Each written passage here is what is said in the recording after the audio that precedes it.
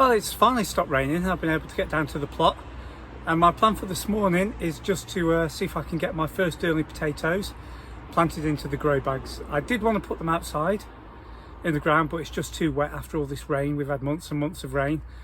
I'm just worried that they're going to rot off a little bit, so I'll put them in the grow bag. And I've got some potato fertilizer, which was recommended by Dan at the Allotment Diary, and it's called Spuds Galore. And he said he got a really high yield off the potatoes he did with it last year, so I'm just going to give it a go. And its NPK rating is 15,920, which apparently is ideal for potatoes. So I'm going to get the sacks ready. I'm going to do a mixture of compost and some of the sieved wood chip that I've been collecting, and maybe throw in a little bloodfish and bone. So I'll just get those ready now, and I'll show you the process of getting them planted in. I'm going to put one per grow bag. I've got plenty of compost and sieved wood chip, so instead of cramming them into a bag, two to a bag, I might as well spread them out, give them the best chance of growing, and then hopefully with more space they'll produce more tubers, so it's more potatoes for me. So yeah, I'm just going to put one in each bag. I'll show you the bags. They're just this size. It's probably about 18 inches around, maybe 12, 13 inches tall. So I'll just put a layer in the bottom, probably 6 to 8 inches, a sprinkling of the potatoes galore, then cover them over. So we'll just get everything mixed together in the green bucket, and then we'll go from there. So we're a little bit cramped on space. It's quite tight in here, but hopefully you can see. So in this bucket here, this is the 2-year-old sieved wood chip. This is the compost. It's been outside, so it's a little bit wet. And then this is the Spuds Galore. So I'm just going to get them mixed up. With the Spuds Galore, I'm just going to put roughly half a small pot in and mix it thoroughly, because you don't need a lot.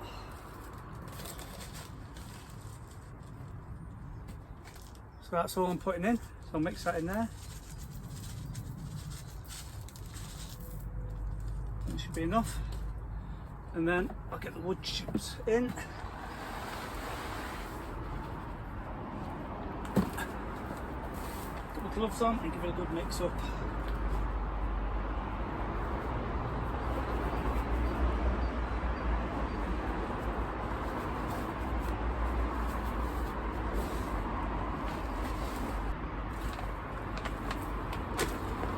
Use that so I can see.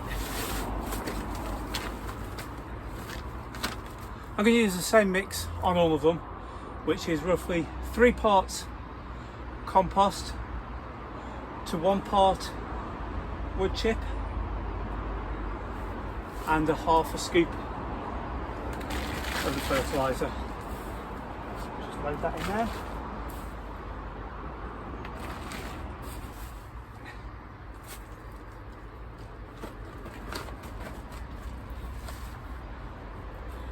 Right then, so that's the bag, roughly half full with the mixture. I'm going to take the first potato,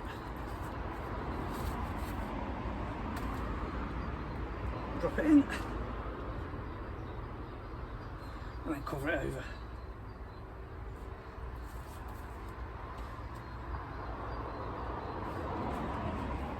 Just being careful not to snap off any of the spruts, as I believe they're called.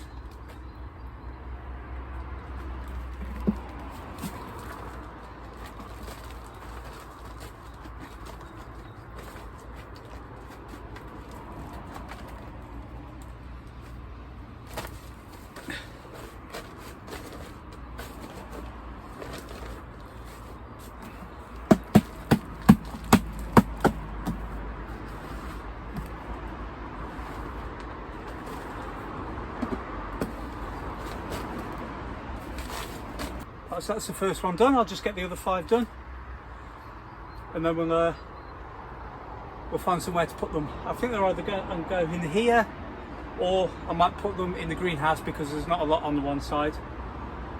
But we can make that decision in a little while. Right, so I'm just going to get the rest of these done. I think for the rest of them I'm going to do the mixture in the wheelbarrow, so I can mix all the bags worth with the spade in one go. Just save a little bit of time, make it a little bit easier. So in the wheelbarrow I've got 9 shovels full of compost and 3 of the sieve wood chip, and I'm just going to mix it all up.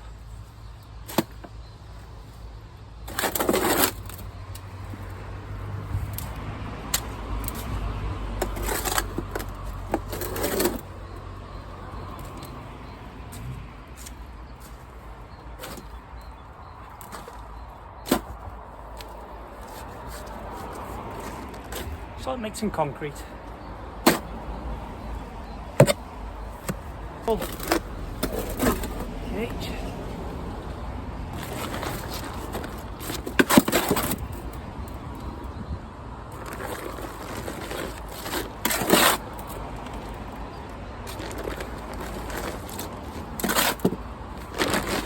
That should do it. And then I'll mix the fertiliser in once I've got all the bags done. Filled up the remaining 5 tubs, and you can see how sparing I've been with the fertiliser. I don't think you need a lot at all. So I'm just going to mix all that in now, put the potatoes in, and then I'll put them in the greenhouse. That's the 6 pots of Homeguard first early potatoes in. There's 1 potato per bag, and I've left some room to top them up as required when the leaves start to come through, just so they don't get caught by frost. So now I've got plenty of other stuff that needs sorting out. I've got some peas that need to go in really, and I don't know if these cabbages need a cauliflower, sorry. Yeah, they need potting on, so I'll sort those out as well.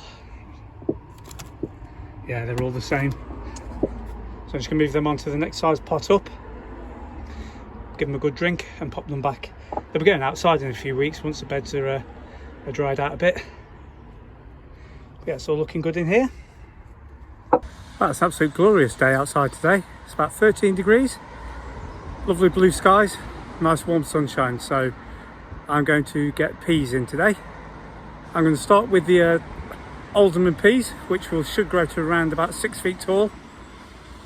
So I'm just going to get them into the beds that I prepared a few weeks ago.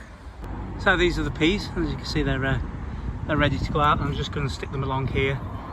A few weeks ago I dug a trench and put some of the 2-year-old rotted wood chips in. I'm just going to open the trench up a bit. I'm going to put some bloodfish and bone and some chicken manure pellets in the trench and get them planted in. What I've been doing in the meantime as well is I've been putting in a little barrier to stop the raspberries from spreading. I'm going to do the same on this side where the piece of wood is, and then that'll be a little trench, and then there's plenty of wood chip there to suppress the weeds, because as you can see from there they've spread all the way over to here. So I'm going to dig those out shortly, and I'm going to pop them into the raspberry run. But first of all, let's get these peas sorted. So that's the trench prepared. It's roughly the same depth as the seed tray. So I'm just going to take them out. I'm just going to put them in clumps as they are. I'm not going to bother trying to divide the plants out individually. I'll just pop them in, work out the spacings and go from there. There we go, that's the alderman peas in. I've given them a good watering, so I've given them the best start I can. Just going to leave them now to grow on. It's a beautiful day, so hopefully they should get settled in and they should be away in no time at all. And now I'm going to move on to the smaller peas, which are an Oregon sugar snap pea, and I'm not going to put them in the cage because I've got some Hearst green shaft that I'm going to put along this side. So that's the alderman peas in, and what I'm going to do now is I'm going to move on to the Oregon sugar snap, which are a smaller pea. And I'm going to put them in a different bed because they're not going to grow anywhere near as high as this. I think they grow to around about 2 or 3 feet tall. and this cage is 7 feet tall, so I shall save this for the taller peas that I'll be growing. I've got some Hurst green shaft that I should be putting in a week or two. So let's move on to the other bed and construct the frame.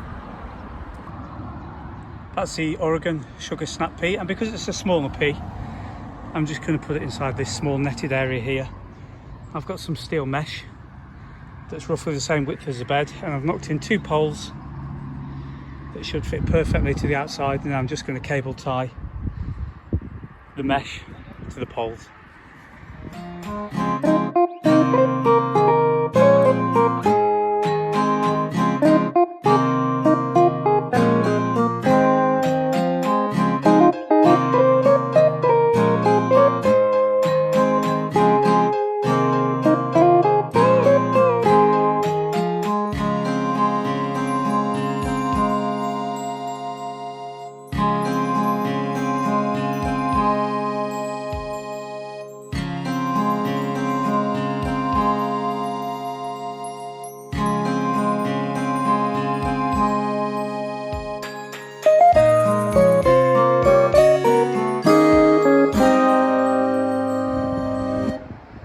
That's the little frame built up and ready.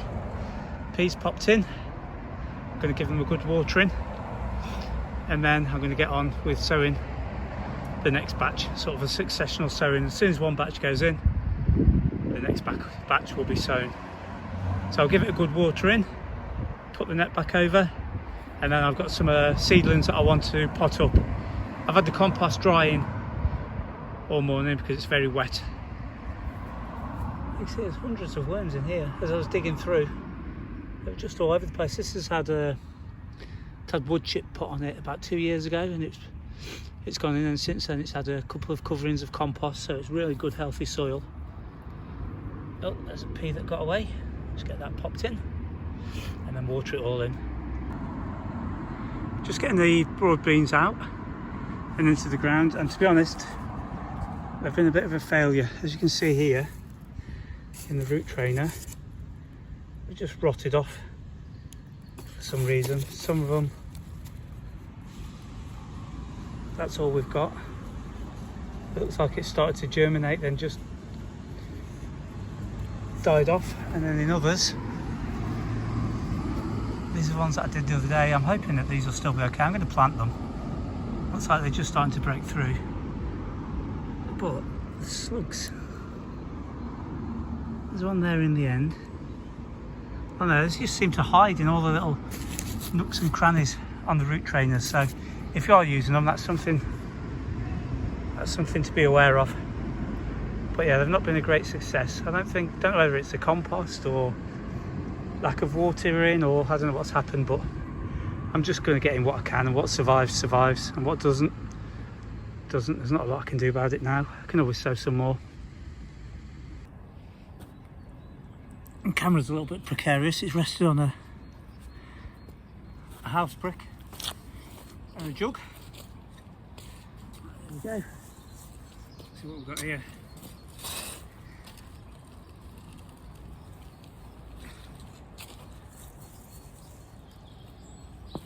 Oh, I thought I'd snap.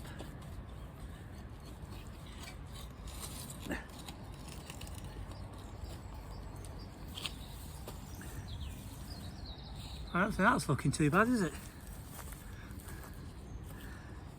If they're all like that, I shall be pretty happy.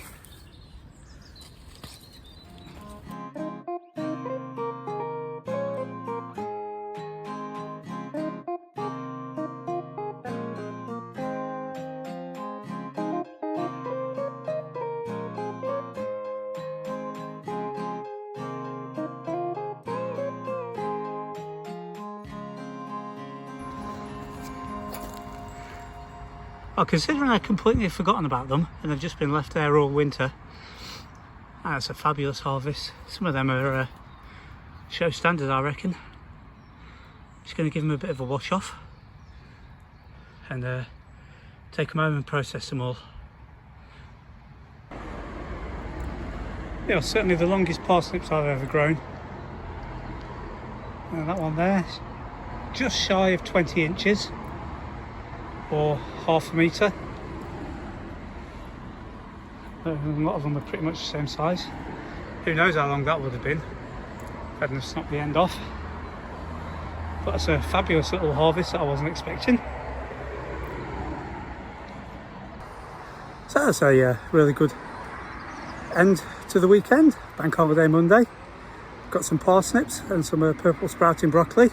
I'm really happy with those. I'd completely forgotten about the parsnips, so that was a pleasant surprise. So I'm going to take them all home now and get them processed. So that's all for this week. Hope you all enjoyed the video. I look forward to seeing you again next week. Thanks for watching, and oh, please don't forget to subscribe and like and comment, and I'll see you next week. Thank you very much. Goodbye.